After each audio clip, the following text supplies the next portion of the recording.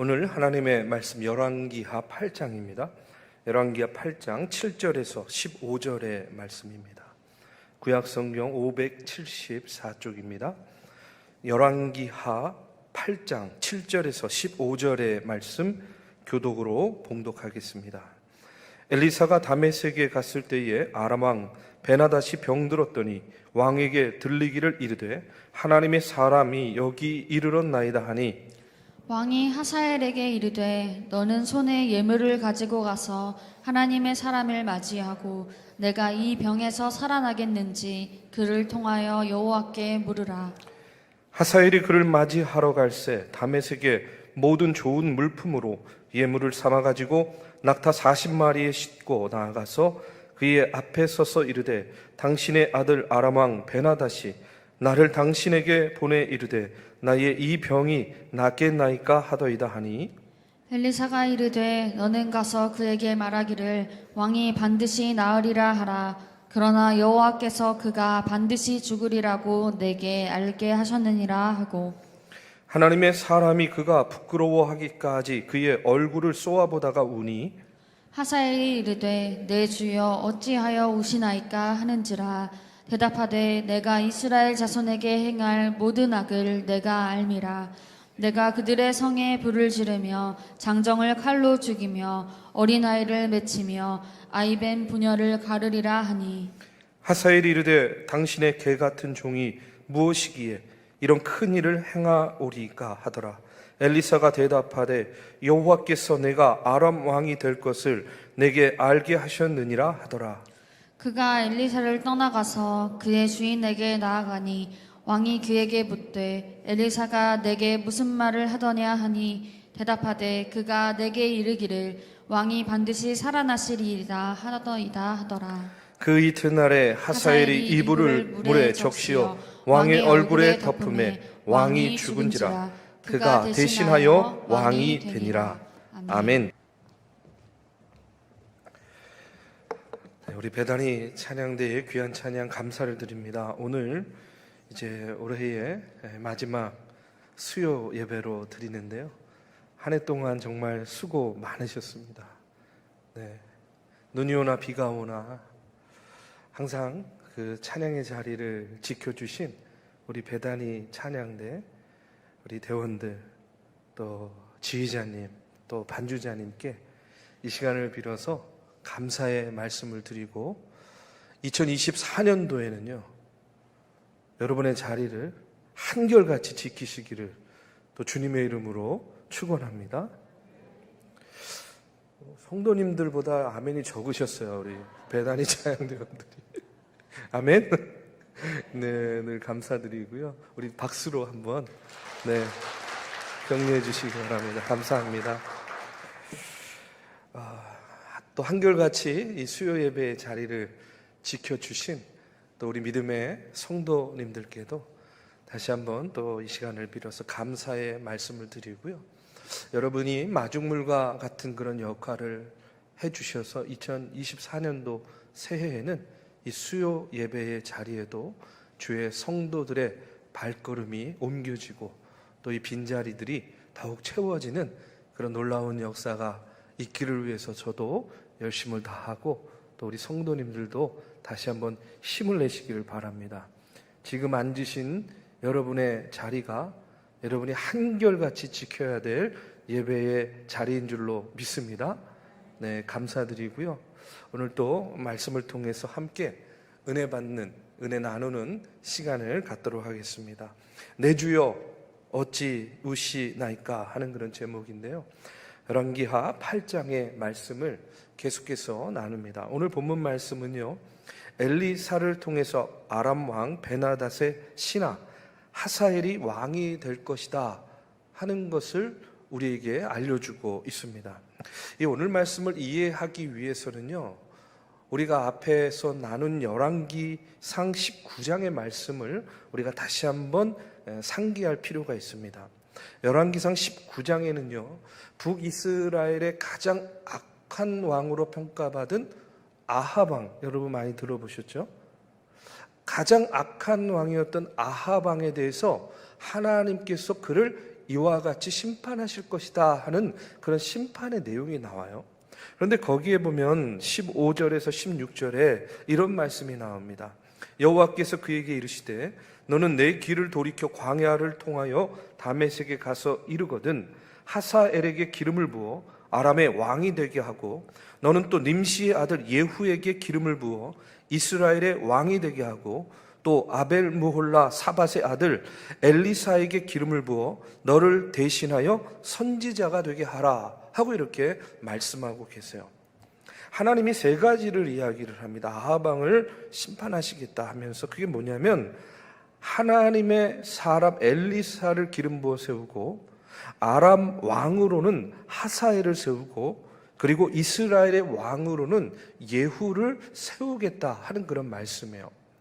엘리사를 세우고 아람 왕으로 하사엘을 세우고 이스라엘 왕으로 예후를 세워서 아합의 집안, 악한 왕 아합의 집안을 철저하게 심판하는 그런 심판의 도구로 삼겠다 하는 그런 하나님의 말씀이었습니다. 자, 이 세 가지의 말씀 중에 엘리사를 세우겠다 하는 말씀은 열왕기상 19장이 이어지는 말씀에 그대로 이루어졌어요. 그리고 오늘 두 번째로 이 하사엘을 아람의 왕으로 세우겠다 하는 말씀이 지금 오늘 본문에서 이루어지는 것을 이제 보게 됩니다. 오늘 본문은요, 아람 왕 베나닷의 병으로 시작하고 있습니다. 7절에서 10절에 보면요, 이런 말씀이 나와요. 엘리사가 다메섹에 갔을 때에 아람 왕 베나닷이 병들었더니 왕에게 들리기를 이르되 하나님의 사람이 여기 이르렀나이다 하니 왕이 하사엘에게 이르되 너는 손에 예물을 가지고 가서 하나님의 사람을 맞이하고 내가 이 병에서 살아나겠는지 그를 통하여 여호와께 물으라. 하사엘이 그를 맞이하러 갈새 다메섹의 모든 좋은 물품으로 예물을 삼아 가지고 낙타 40마리에 싣고 나아가서 그의 앞에 서서 이르되 당신의 아들 아람 왕 베나닷이 나를 당신에게 보내 이르되 나의 이 병이 낫겠나이까 하더이다 하니 엘리사가 이르되 너는 가서 그에게 말하기를 왕이 반드시 나으리라 하라. 그러나 여호와께서 그가 반드시 죽으리라고 내게 알게 하셨느니라 하고 이렇게 나와요. 베나닷은요, 엘리사의 능력과 엘리사의 선지자의 명성을 능히 익히 알고 있었어요. 일찍이 이 베나닷의 충복이었던 나아만 장군, 나병에 들었을 때에 엘리사가 이 나아만 장군의 나병을 고쳤습니다. 엘리사를 체포하러 보냈던 군대의 눈을 멀게 하고요, 그들을 죽이는 것이 아니라 그들을 잘 대접해서 보낸 일도 있었어요. 아람 왕의 입장에서 보면 엘리사는요, 어떻게 하든 소위 말해서 죽여야 되는 첫 번째 1호예요. 원수 1호예요.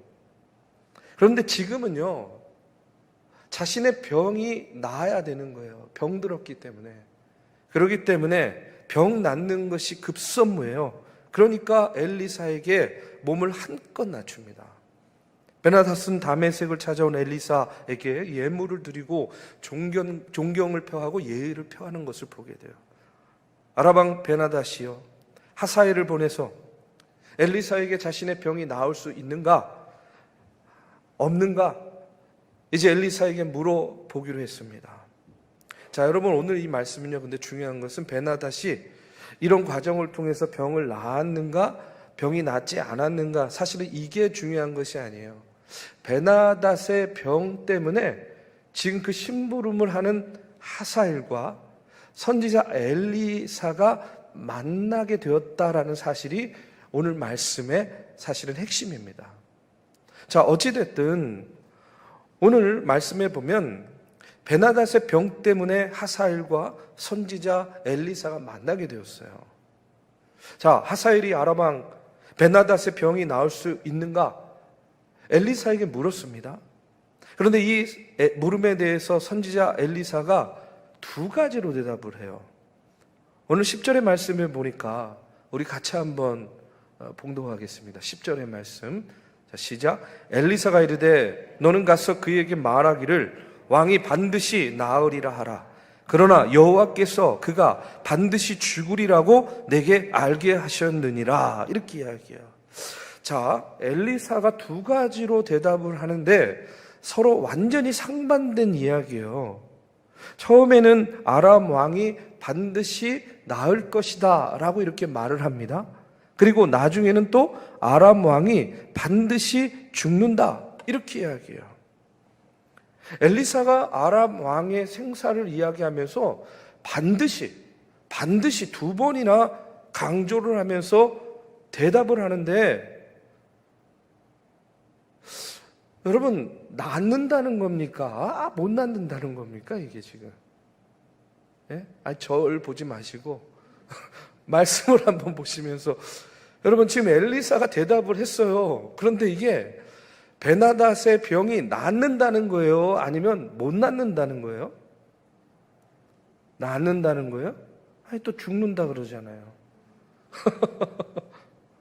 나았다가 죽는다고요? 그런 대답은 누가 못해요. 예, 사람은 뭐 병이 나아도 언젠가 또 때 되면 다 죽을 수밖에 없는 유한한 인생이죠. 자, 어찌됐든 참 말장난도 아닐 텐데 엘리사가 처음에는 왕이 반드시 나으리라 이렇게 이야기해요. 그리고 또 이어지는 말씀에는 반드시 죽으리라 이렇게 이야기하는데, 이런 겁니다. 처음에 엘리사가 반드시 왕이 나으리라 이렇게 이야기한 것은 지금 이 베나닷의 병이 죽을 정도로 못 고칠 병이 아니다 하는 그런 뜻이었고요. 병에서 충분히 나을 수 있다라는 그런 의미예요. 그런데 두 번째로 그가 반드시 죽으리라 또 이렇게 말씀하고 있는 것은 베나닷이요, 병 때문에 죽는 것이 아니라 하사엘의 모반, 하사엘의 반역 때문에 죽게 될 것이다 하는 것을 이야기하는 거예요. 조금 다르죠? 병 때문에 죽지는 않겠지만 사람 때문에 죽을 거다 하는 것을 지금 이렇게 엘리사가 이야기하고 있는 거예요. 엘리사는 이미 하나님께서 주시는 그 영감을 통해서 하사엘이 반역을 계획하고 있다 하는 것을 그는 이미 알고 있었어요. 그리고 엘리사는요 또 알고 있었습니다. 그게 뭐냐면 이 하사엘이 아람의 왕이 되면 이스라엘이 얼마나 심한 고초를 겪게 될 것인가 하는 것에 대해서도 그는 이미 알고 있었어요. 그래서 엘리사는 이와 같이 대답을 하면서 하사엘을 뚫어지게 보면서 눈물을 흘리는 거예요. 눈물을 흘려요. 울기 시작합니다. 11절에서 13절에 보니까 하나님의 사람이 그가 부끄러워하기까지 그의 얼굴을 쏘아보다가 우니 하사엘이 이르되 내 주여 어찌하여 우시나이까 하는지라. 대답하되 내가 이스라엘 자손에게 행할 모든 악을 내가 알미라. 내가 그들의 성에 불을 지르며 장정을 칼로 죽이며 어린 아이를 맺히며 아이벤 부녀를 가리리라 하니 하사엘이 이르되 당신의 개 같은 종이 무엇이기에 이런 큰 일을 행하오리까 하더라. 엘리사가 대답하되 여호와께서 내가 아람 왕이 될 것을 내게 알게 하셨느니라 하고 이렇게 이야기해요. 하나님의 사람 엘리사가 하사엘의 얼굴을 뚫어지도록 쏘아봅니다. 하사엘이 부끄러워할 정도로 그를 뚫어지게 쏘아보는 거예요. 그러다가 눈물 흘렸어요. 하사엘이 당황합니다. 내 주여 어찌하여 우시나이까. 엘리사가 대답하는데 내가 이스라엘 자손에게 행할 모든 악을 내가 알고 있다는 거예요. 나는 이미 알고 있다는 거예요. 엘리사 선지자는 지금 하사엘이 앞으로 할 일을 이미 알고 있었다는 겁니다. 어떤 일입니까? 이 하사엘이 이스라엘을 공격해서 성에 불을 지르고 장정들을 칼로 죽이고 어린 아이를 맺히고 아이를 벤 부녀자를 그 칼로 배를 가르는 그런 끔찍한 일을 벌일 것을 이미 알고 있었어요. 하사엘이 당신의 개 같은 종이 무엇이기에 이런 큰 일을 행하리까 하고 이렇게 이야기합니다. 여러분, 이방의 권력자입니다, 하사엘은. 그런 그가 하나님의 사람에게 자기 자신에 대해서 뭐라고 이야기를 해요? 개 같은 종이래요. 예전에도 이런 말 쓰는지 저도 이번에 처음 알았어요. 요즘 쓰는 말인 줄만 알았더니 예전에도 이런 말을 쓰네요. 그렇죠? 아니, 개 같은 종이 그것을 어떻게 알겠습니까? 그런데 엘리사는 알았어요. 하사엘의 얼굴을 보면서 지금은 보잘것없는 이 군인이 나중에는 이스라엘의 최고로 악한 짓을 행할 그런 원수와 같은 자가 될 것이다. 여러분, 이 하사엘이 얼마나 잔인한 성품을 가졌는지 이어지는 말씀에 보면요, 이 하사엘이 베나닷을 죽입니다. 15절에 보면 이렇게 나와요. 그 이튿날에 하사엘이 이불을 물에 적시어 왕의 얼굴에 덮음에 왕이 죽은지라. 이불을 물에 적셔서 왕의 얼굴에 덮어서 어떻게 죽인 거예요? 질식하게 해서 죽인 거죠. 그리고 그가 왕이 되었다는 거예요. 저는 오늘 이 말씀을 이렇게 묵상하면서 그런 생각이 들었어요. 왜 하나님의 사람 엘리사가 지금 이 앞에 있는 하사엘이 아람의 왕이 될 것을 다 알잖아요.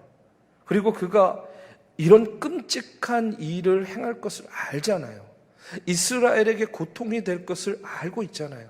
그러면 이 능력 있는 엘리사가 하사엘을 보면서 눈물을 흘릴 것이 아니라 어떻게 하든지 능력으로 이 하사엘을요 먼저 죽이든지 내치든지 하면 여러분 이스라엘이 고통에 처하지 않지 않겠습니까? 여러분 무슨 말인지 아시겠죠?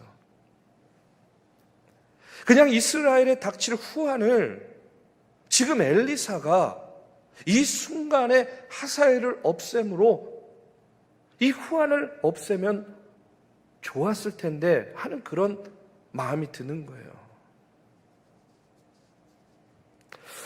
여러분, 왜 하나님께서는 이와 같은 악한 자를 그냥 살려주시는가? 내버려 두시는가? 저는요, 오늘 말씀을 이렇게 묵상하면서 다시 한번 깨닫게 되는 것이 있어요. 그건 뭐냐면, 그 이유가 무엇이냐면, 여러분, 지금 하나님께서는요, 앞서 말씀드린 열왕기상 19장의 말씀을 통해서 악한 왕 아합 왕을 심판하고 벌하시겠다는 거예요. 근데 그 심판의 도구로 누구를 사용하신다고요? 엘리사를 사용하시고 하사엘을 사용하고 이제 뒷부분에 나오는 예후를 사용하시겠다는 거예요. 그러니까 지금 이 하사엘은요, 이 하사엘 자체는 악할지 모르지만 이 하사엘은 아합을 심판하시기 위한 뭐예요? 하나님의 도구였다는 거예요. 악하지만 도구로서 그냥 남겨둔 겁니다. 하나님은 하사엘을 통해서 아합의 죄를 심판하시기 위함이었다 하는 그런 사실이에요. 그렇기 때문에 하사엘의 악함을 알고도 하나님의 도구로 내버려 두고 계신 겁니다. 그런데 열왕기상 19장에 말씀하신 하나님의 세 가지 심판이 한순간에 동시에 착착착 이루어진 게 아니에요. 엘리사가 먼저 세워지고 그리고 시간이 어느 정도 지난 다음에 하사엘이 왕으로 세워지고 또 이어지는 9장의 말씀에 가면 예후가 드디어 이스라엘의 왕이 됩니다. 이 심판의 내용들이 바로바로 성취되는 것이 아니라 이렇게 천천히 단계적으로 이루어지는 이유가 무엇일까? 하나님께서 저에게 주시는 깨달음은 이런 거예요. 성경에 보면 아합을 심판하시는 내용뿐만 아니라 악한 자들을 심판하는 하나님의 심판의 이야기들이 성경 곳곳에 나와요. 그런데 그것을 자세히 살펴보면 하나님의 심판의 메시지는 심판 자체에 방점이 찍혀 있는 것이 아니라 회개의 방점이 찍혀 있다는 거예요. 무슨 말이냐면 하나님은 심판을 실행하시는 것보다 언제나 당신의 백성과 자녀들이 심판 전에 회개하여 돌아오기를 기다리신다는 거예요. 여러분, 우리가 잘 아는 요나의 이야기도 한번 보십시오. 하나님은 요나에게 니느웨로 가서 그 도시에 대해서 심판의 메시지를 전하라 이렇게 명령하셨어요. 그런데 당시에 니느웨는 악행으로 가득 찬 도시였습니다. 하나님은 그 도시의 주민들이 회개하고 삶을 개종하고 돌아오도록 요나를 통해서 기회를 주시는 거예요. 그렇죠? 심판의 메시지를 전함으로. 그런데 요나가 이 명령을 거역하고 니느웨로 가지 않고 다시스로 가는 배를 탔다가 우리가 잘 알듯이 물고기 뱃속에 들어가게 돼요. 물고기가 삼켜버렸어요. 자, 세 날 세 밤을 물고기 뱃속에서 보낸 후에 하나님이요, 물고기가 으악 하고 토해내요. 요나를 토해내도록 하는 거예요.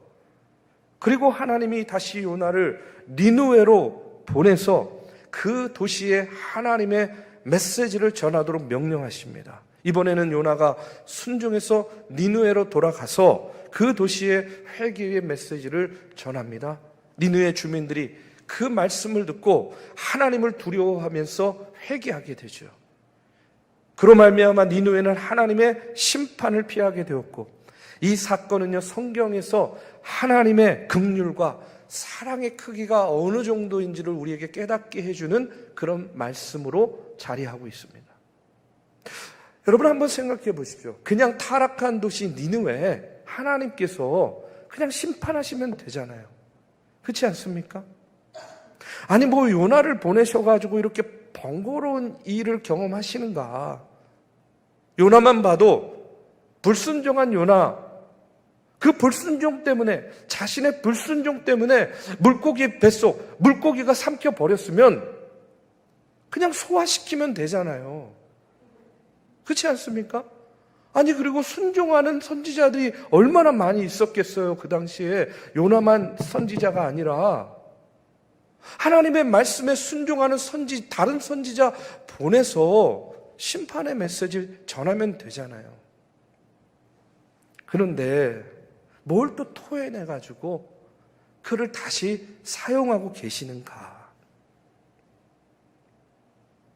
여러분, 심판이 목적이 아니었기 때문에 그래요. 심판이 목적이 아니기 때문에 그렇습니다. 요나도 니느웨도 다시 돌아올 수 있는 회개의 기회를 주시기 위함이었다. 저는 그렇게 믿습니다. 하나님이 기다리신 다음에 그럼에도 불구하고 회개하지 않고 선을 넘어버리면 그제서야 하나님이 어쩔 수 없이 심판을 내리시는 거예요. 그런데 하나님께서는요, 기다리신다는 것은요, 기회를 주시고 돌아오기를 기다린다는 거예요. 그리고 선을 넘지만 않으면 하나님은요, 그 회개를 통해서 다시 설 수 있고 다시 회복될 수 있는 그 기회를 주시는 하나님이시다. 오늘 우리는 본문의 말씀을 통해서 왜 하나님께서 하사엘과 같은 악한 자를 세워서 이스라엘을 심판하시느냐, 이렇게 의문을 가질 수 있어요. 그런데 중요한 건 뭐냐면 하나님은요, 충분히 기다릴 만큼 기다려 주셨어요. 충분히 기회를 줄 만큼 기회를 주셨어요. 하나님은 엘리사를 통해서 하나님의 능력과 말씀을 통해서 이스라엘 백성들에게, 그 왕들에게 충분히 기회를 주셨다는 그런 이야기예요. 하나님은 이스라엘이 돌아오기만을 기다릴 만큼 기다려 주셨습니다. 하나님이 기다리셨다라는 표식이 어디에서 나타나냐면 하사엘을 보면서 눈물을 흘리는 엘리사의 눈물을 통해서 우리는 하나님의 기다리심, 하나님의 그 애통하심을 우리는 대신 볼 수 있다라는 거예요. 엘리사의 눈물은요, 저는 하나님의 눈물이라고 믿습니다. 하나님이 선지자 엘리사의 눈을 통해서 눈물 흘려주신 거예요. 그러나 문제는 돌처럼 굳어버린 이스라엘과 아합의 집안은 결국 하나님께 돌아오지 않았다는 거예요. 저는요 이렇게 믿습니다. 하나님은요 우리들에게 세상 가운데 하나님의 다스림을 거부하고 말씀에 불순종하는 그런 사람들에게 계속해서 돌아오라는 신호와 사인을 주신다. 저는 그렇게 믿어요. 실제로 저도요 그런 경험이 참 많아요. 이 시간 다 말씀드릴 수 없지만, 좀 다른 얘기일 수도 있겠지만, 오늘요 말씀을 준비하고 이제 예배를 들어오려고 하는 얼마 그 전에 아주 충격적인 소식을 들었어요. 여러분 못 들으셨죠? 우리 배단이 찬양 때 배우 이선균이라는 배우가 있었는데 저도 좋아하는 배우였거든요. 그런데 이제 그 마약 사건 뭐 이런 거에 연루가 돼가지고 조사를 받았는데 어저께 많이 억울하다, 자신의 그 억울한 심정을 막 토해냈었어요. 그런데 느닷없이 자살을 했던 것으로 발견이 됐어요. 차 안에서 번개탄 피워놓고 자살했대요. 근데 그 이야기를 들으면서 너무 가슴이 아팠어요. 가슴이 먹먹해졌어요. 그러면서 오늘 말씀이 생각나는 거예요. 뭐냐면 저는 분명히 그런 생각이 들어요. 그 사람이 예수를 믿었는지 안 믿었는지는 잘 모르겠어요. 그런데 제 경험에 비춰보면 여러분, 하나님은요 항상 악한 길로 자꾸 선을 넘고 선을 넘어갈 때마다 어떤 식으로든지 사인을 주신다는 것을 저는 믿습니다. 사인을 주셨을 거예요. 분명히. 더 가지 마, 더 선을 넘지 마, 어떤 식으로든지 그에게 사인을 주셨을 텐데 결국 멈추지 않고 그 길을 계속 가다가 결국 그것이 드러나게 된 거 아니겠습니까? 잘 모르겠어요. 근데 오늘 말씀을 준비하고 묵상하면서 다시 한번 그런 생각이 들어요. 뭐냐면 여러분, 하나님은요 우리에게 사인을 주십니다. 어떤 식으로든지 우리가 잘못된 길을 갈 때에 그만 가, 그만해, 선을 넘지 마, 여기서 멈춰, 그리고 돌아와, 이런 사인을요 어떤 식으로든지 우리에게 저는 주시는 하나님이시라고 믿어요. 우리가 영적으로 깨어서 분별력을 가지고 이 세상을 살아나가는 동안 그런 사인이 하나님께로부터 왔을 때에 어떻게 해야 됩니까? 멈춰야죠. 그제서라도. 선을 넘으면 안 되겠죠. 그리고 어떻게 해야 됩니까? 돌아와야 되는 거예요. 우리에게는요 회개의 기회가 있지 않습니까? 회개하면 하나님께서 용서해 주신다고 약속하지 않았습니까? 우리가 이 신호를 잘 알아듣고 선을 넘지 않고 되돌아서야 됨을 오늘 말씀을 통해서 다시 한번 깨닫게 됩니다. 여러분, 하나님은 당신의 백성을 심판하시고 저주하시고 징계하시기를 원하시는 하나님이 아니시다 하는 사실을 다시 한번 우리가 믿음으로 깨달아야 될 줄로 믿습니다. 하나님이 진정 원하시는 것은 심판이 아니요 회개하고 돌아오기를, 돌이키기를 원하신다는 그런 사실이에요. 심판이 있기 전에, 징계가 이르기 전에 하나님께서 미리 알려주시는 회개의 신호들을 여러분 우리가 잘 깨닫고 잘 분별하고 우리가 하나님께로 돌아와야 될 줄로 믿습니다. 기다리시고 인내하시는 하나님께 우리가 등을 보이는 것이 아니라 우리의 얼굴을 보여주면서요, 하나님께서 우리를 보시면서 눈물 흘리게 하는 것이 아니라 하나님께서 우리의 얼굴을 보면서 활짝 웃으시게 만드는 것, 활짝 웃게 만들어 드리는 것, 저는 그것이요 이제 한 해를 보내고 새해를 준비하고 맞이하는 오늘 저와 여러분의 모습이 되기를 주님의 이름으로 축복합니다. 오늘 우리의 삶이 하나님께서 눈물 흘리게 하는 삶이 아니라 하나님께서 웃으시고 기쁘시게 하는 그런 우리 중앙교회와 또 믿음의 성도님들 되시기를 이 시간 주님의 이름으로 축복합니다.